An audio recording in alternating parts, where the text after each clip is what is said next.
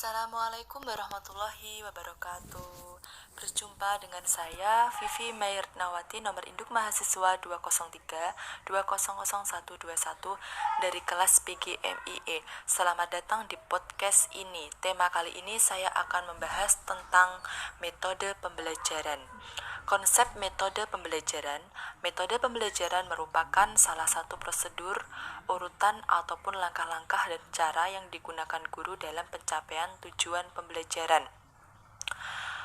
Pada materi kali ini, faktor yang dipertimbangkan dalam memilih metode yang pertama adalah tujuan pembelajaran, kemudian ada pengetahuan awal siswa, jumlah siswa, karakter materi yang diajarkan, alokasi waktu, dan sarana penunjang.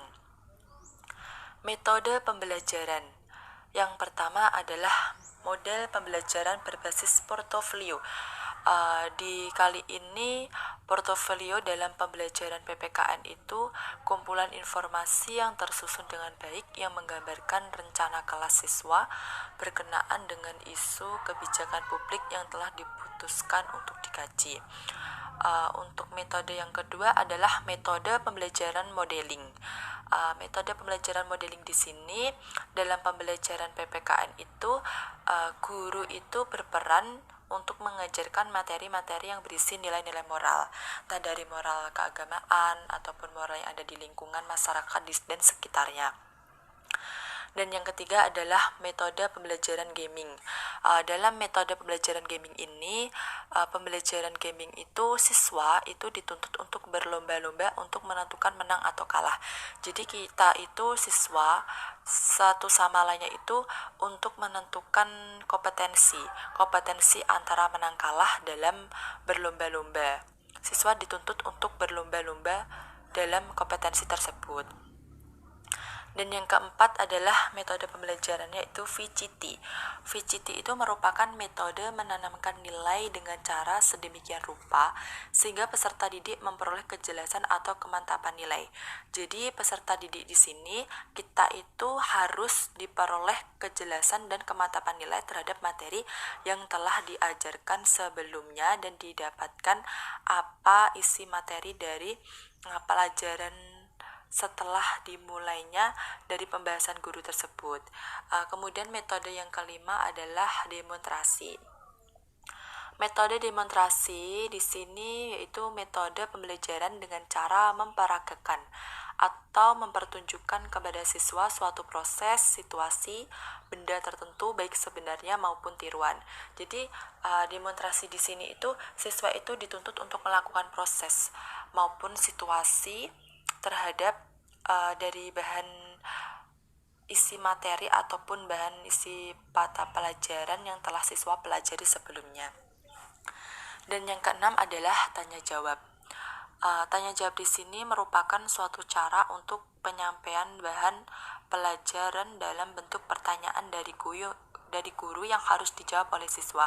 Jadi tanya jawab di sini siswa antara guru itu setelah disampaikan materinya ada yang bertanya dan saling tanya jawab, ataupun dari teman satu sama lainnya jika salah satu mengajukan pertanyaan ada teman atau kelompok yang ingin menjawab. Kemudian yang ke-7 adalah diskusi. Diskusi di sini merupakan suatu cara penyajian bahan pelajaran dengan menugaskan pelajar atau kelompok pelajar yang melaksanakan percakapan ilmiah untuk mencari kebenaran dalam rangka mewujudkan tujuan pelajaran. Nah, dalam diskusi di sini, jadi seorang pelajar ataupun kelompok pelajar itu saling satu sama lain melakukan percakapan dari bahan mata pelajaran atau isi bahan materi dan untuk mencari kebenaran atau kebetulan yang telah diujikan. Dalam rangka apa? Yaitu untuk mewujudkan, untuk mengimplementasikan atau menerapkan tujuan pelajaran yang telah dicapai sebelumnya. Dan yang kedelapan adalah problem solving. Nah, problem solving di sini merupakan suatu metode pembelajaran yang melibatkan siswa untuk menganalisa masalah yang diajukan guru terkait dengan mata pelajaran. Nah, problem solving itu merupakan salah satu metode pelajaran, yaitu siswa itu dituntut untuk menganalisis atau menciptakan kebenaran dari suatu masalah yang telah terjadi, entah dari dari bahan isi materi atau bahan mata pelajaran yang diajukan guru terkait dengan mata pelajaran tersebut. Yang melibatkan apa? Yang melibatkan siswa dengan satu sama lain itu saling berkontribusi atau saling menentukan atau memecahkan masalah yang terjadi. Kemudian metode pembelajaran selanjutnya adalah bermain peran.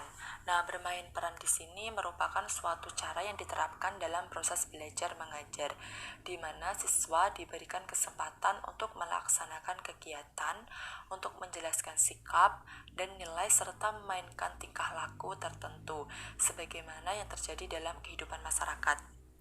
Oke, jadi misalnya bermain peran ya. Bermain peran kan siswa dan satu siswa sama lainnya itu diberikan kesempatan untuk melaksanakan kegiatan pembelajaran, entah dari menjelaskan sikap ataupun nilai yang memainkan tingkah laku mereka, dari bisa dibikin kelompok ataupun hanya beberapa orang saja, dan bisa diterapkan dalam metode pembelajaran PKN, entah itu mulai dari kelas 6 ataupun kelas 7. Ya, kalau lebih fokusnya itu pada tingkatan kelas SDMI lah ya. Dari bermain peran, kemudian menciptakan drama, kayak drama dulu Bawang Merah dan Bawang Putih, itu kan contoh dari bermain peran. Kemudian ada karya wisata. Nah, metode karya wisata di sini juga merupakan salah satu metode pembelajaran, di mana siswa itu melakukan kunjungan ke suatu tempat. Jadi karya wisata, sebagai contoh ya, di salah satu contoh dulu saya sendiri juga pernah melakukan kunjungan di suatu tempat tertentu, entah itu dari ziarah wali, ziarah makam, kemudian pernah ke Museum Trinil, Museum Taman Pintar yang ada di Jogja. Kalau di Museum Trinil itu saya juga mengunjungi suatu tempat dengan melakukan penelitian. Jadi penelitian mengenai tentang sejarahnya, kayak dari cerita yang ada di manusia purba yang ada di Museum Trinil tersebut, itu juga merupakan karya wisata. Kalau di ziarah makam ataupun di tempat-tempat wisata tertentu kayak di Taman Pintar, itu kan kita juga mengetahui ya apa aja yang ada, salah satu peninggalan sejarah yang ada di situ. Kalau di ziarah makam kan kita berdoa bersama, kemudian kita membaca sholawat dan lain sebagainya. Itu juga merupakan salah satu metode pembelajaran yang dimana siswa itu melakukan kunjungan atau siswa itu berkunjung di suatu tempat tertentu. Nah, di sini dijelaskan dalam pembelajaran PKN di sini, metode pembelajaran itu juga mencakup berbagai langkah-langkah ataupun prosedur yang telah dipelajari sebelumnya. Jadi sangat penting ya teman-teman semuanya, dalam metode pembelajaran kita itu juga melakukan beberapa tahapan. Jadi sebelum kita ingin belajar ke lebih luas ataupun ingin belajar ke lebih yang leluasa, kita itu harus mengetahui apa sih metode pembelajaran tersebut, apa saja sih prosedurnya, urutan yang digunakan guru dalam pencapaian tujuan pembelajarannya, agar kita nanti tidak terkecoh dengan adanya suatu permasalahan yang muncul dalam pembelajaran tersebut. Sebagai contoh ya, misalnya saya menggunakan salah satu metode pembelajaran, yaitu metode pembelajaran berbasis portofolio. Nah, metode pembelajaran berbasis portofolio tersebut itu juga memiliki kelebihan dan kekurangan. Jadi, masing-masing metode dalam pembelajaran PKN itu juga memiliki kelebihan dan kekurangan masing-masing. Contohnya, ini ada di kelebihan metode pembelajaran portofolio. Yang pertama yang sudah saya jelaskan dalam pertemuan minggu yang kemarin, kan itu membahas tentang metode pembelajaran, dan di kelompok saya itu terdapat pembagian kelebihan dalam metode pembelajaran portofolio.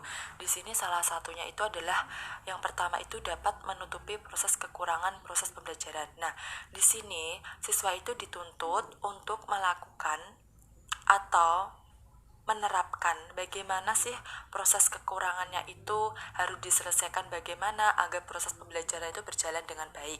Dan yang kedua itu adalah mendorong adanya kolaborasi. Nah, kolaborasi di sini apa? Yaitu komunikasi dan hubungan. Jadi antara siswa dengan siswa yang lain, antara siswa dengan guru itu harus saling komunikasi dan saling keterkaitan antara hubungan satu sama lain. Agar apa? Ya agar terciptanya proses pembelajaran tersebut. Dan yang ketiga adalah memungkinkan guru mengakses kemampuan siswa, membuat atau menyusun laporan, menulis dan menghasilkan berbagai tugas akademik. Jadi guru itu mengakses kemampuan peserta didiknya, kemampuan siswa untuk bisa menyusun laporan dan menulis serta memberikan tugas yang dia diberikan dalam pembelajarannya. Dan yang keempat adalah meningkatkan dan mengembangkan wawasan siswa mengenai isu dan masalah kemasyarakatan. Yang kelima adalah mendidik siswa untuk memiliki kemampuan merefleksi pengalaman belajarnya. Jadi siswa itu dituntut untuk memiliki refleksi. Jadi refleksi itu kayak dia itu bisa memecahkan masalah, apa aja sih kelemahan dari pengalaman belajarnya, kemudian apa aja kendala yang ada di selama ini dia pernah belajar gitu. Dan yang keenam adalah pengalaman belajar yang tersimpan dalam memorinya. Jadi setiap individu peserta didik dia itu akan memiliki memori yang tersimpan dalam bahan ajar atau isi materi yang telah lama dia kuasai, karena dia sudah melakukan proses belajar dan mengetahui memahami diri sendiri dalam melakukan aktivitas dari belajarnya tersebut. Jadi itu ya sedikit podcast dari saya terkait tentang metode pembelajaran. Semoga bermanfaat dan terima kasih. Wassalamualaikum warahmatullahi wabarakatuh.